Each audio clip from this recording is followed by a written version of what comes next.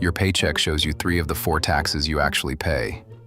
Federal income tax, FICA, state tax. There's a 4th one. It is not on your pay stub. It is not on your W-2. Nobody asked you to vote on it. Last year you paid it in full. You just received no receipt. This is Decoded 001. We are going to put the 4th tax on the page. If you are new here, CipherHedge documents the math the system would prefer you not see. Public data, public filings, education only. Subscribe if the next 13 minutes hold up. 3 episodes back, the channel's first case file, we walked the 401k plumbing and the $396,000 expense ratio gap. 2 episodes back, the price of the American middle-class life, $284,167 a year. Last week, who bought the houses? Today is the one that ties them together. Because the dollar that buys those houses, that funds that retirement, is itself a contract, and the terms of the contract are not what they were when your parents signed. Here is the simplest possible version. The cash you hold in a checking account or a standard savings account at a big bank earns roughly 0.43% on average. That is the FDIC's weekly national rate survey. The cost of the things that money will buy goes up on average around 2.95%. That is the Bureau of Labor Statistics Consumer Price Index, trailing 12 months. Subtract one from the other. Negative 2.5%. Every year, you sit on $1,000 in a big bank savings account. 25 of those dollars walk out the door. You did nothing wrong. The dollar did the work for you. By 13 minutes from now, you will have 3 account types you can open before Friday. 3 product names with the actual rates on screen, and 1 behavioral rule that determines whether the inflation tax is something you pay or something you opt out of. Stay with it. 2 pieces of plumbing. Once you can see them, you cannot unsee them. Piece 1, monetary expansion. The Federal Reserve expands the money base through what economists call open market operations and what the rest of us see as the M1 and M2 figures on the FRED database. When the Fed buys Treasury securities or mortgage-backed securities, which it has done at enormous scale since 2008, it credits the seller's bank account with new dollars. The total dollars in circulation rise faster than the total goods and services produced. Each dollar buys fewer goods. Mechanical, no politics, no ideology, arithmetic. Piece 2, bank deposit rate suppression. When the Federal Reserve raises its policy rate, what they call the federal funds rate, banks earn more on the cash they hold at the Fed and on the loans they make. The textbook expectation is that competitive banking would pass most of that increase through to depositors. The actual data says they do not. New York Fed researchers, published on their Liberty Street Economics blog, have measured the rate pass-through coefficient on retail deposits at the largest U.S. banks at roughly 30 to 40 basis points for every 100 basis point Fed hike. Smaller online banks and high-yield accounts pass through about 85 basis points. The big banks keep the spread. Put the 2 pieces together. Monetary expansion makes each dollar buy less. Deposit rate suppression means the dollars sitting in your checking and savings account do not earn enough yield to keep up with the loss in purchasing power. Cash holders lose to inflation faster than they earn from deposit interest. The gap is the tax. Nobody collects it explicitly, but somebody is on the other side of the trade. That somebody, actually 4 somebodies, is what we are going to name next. Who collects? First, the United States Treasury. The Treasury is the largest single beneficiary of inflation mechanically. Why? Nominal dollar debt, bonds, notes, bills, is repaid in inflated dollars. The Treasury borrows real purchasing power and pays back less real purchasing power. The Congressional Budget Office's most recent long-term budget outlook projects federal debt at around 120% of GDP.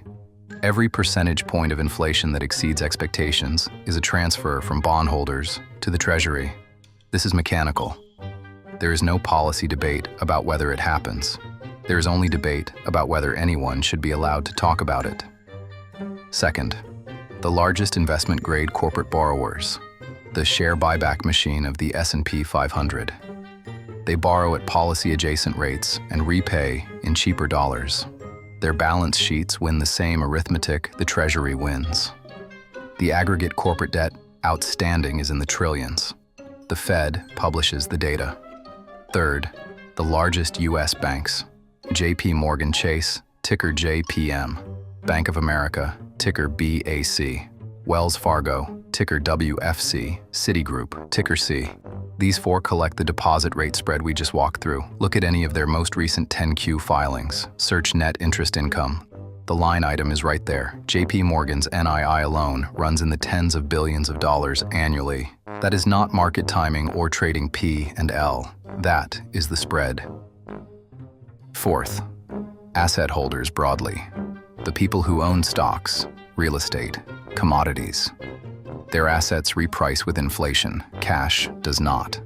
If you owned the S&P 500 over the last 15 years, you collected the inflation arbitrage. Your savings account did not.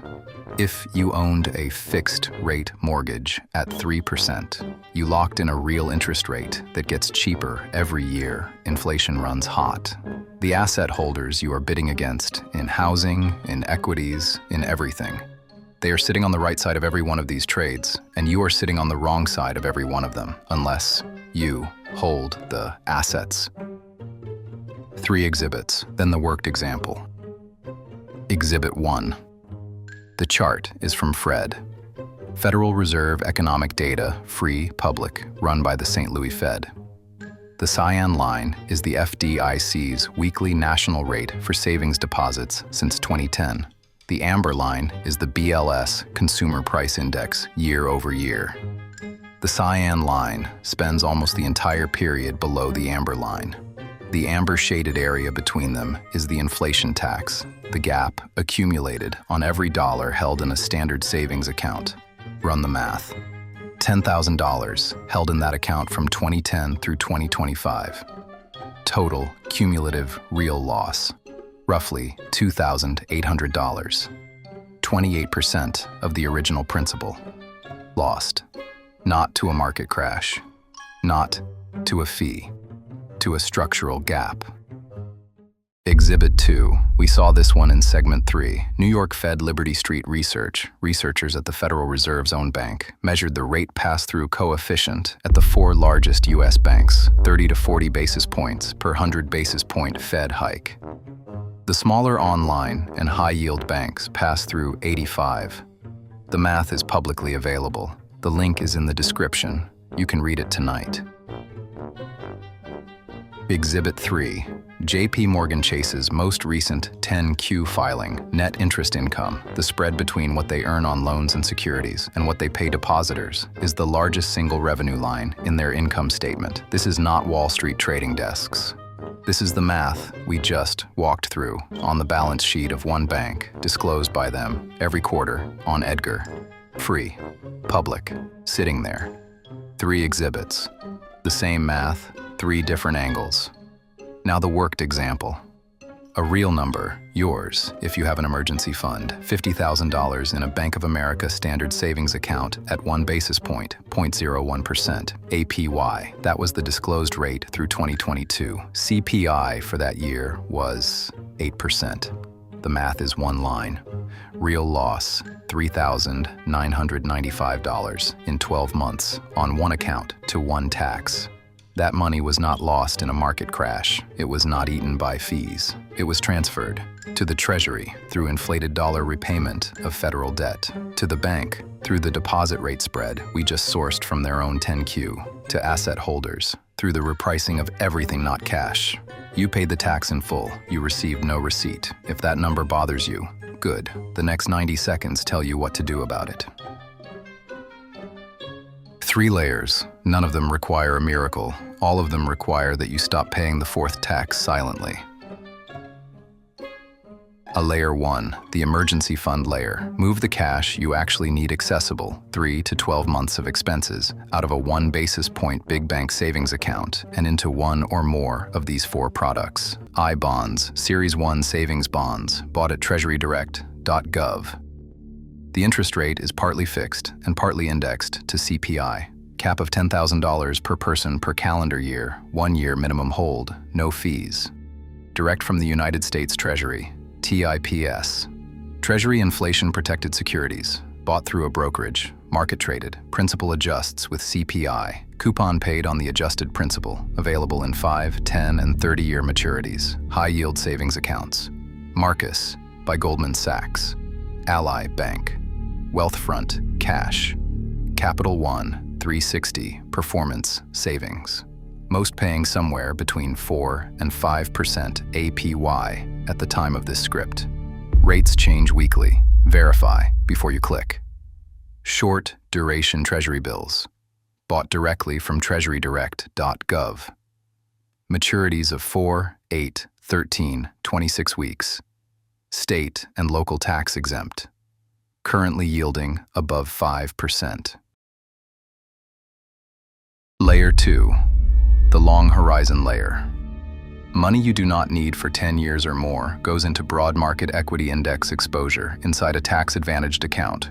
Your 401k, your IRA, your HYSA. 3 tickers do most of the work. VTI, VOO for US broad market, VXUS for international. Expense ratios at 3 to 4 basis points. Same alphabet as case file 001. The principle is simple. Public corporations are inflation arbitrage machines. They price their goods up, they hold real assets, they borrow nominal and pay back cheap.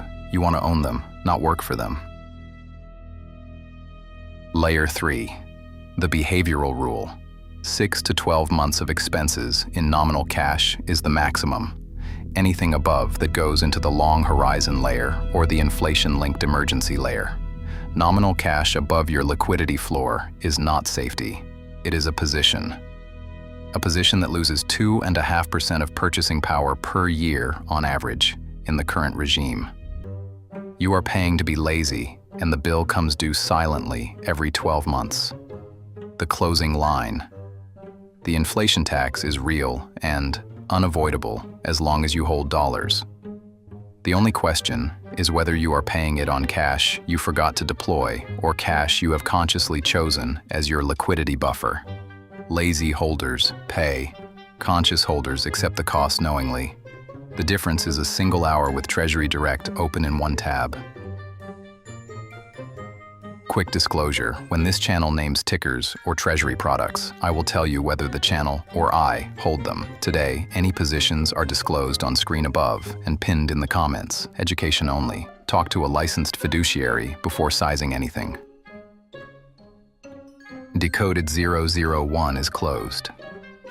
Next week, we open the Power and Banks pillar with case file PB001, the deposit rate spread you just heard about. That is one bank's primary line of business. We are going to walk it, line item by line item, on JP Morgan's own 10Q. Subscribe so it lands in your feed when it ships. Education only, not advice. Talk to a fiduciary before you do anything with your own money. See you Tuesday.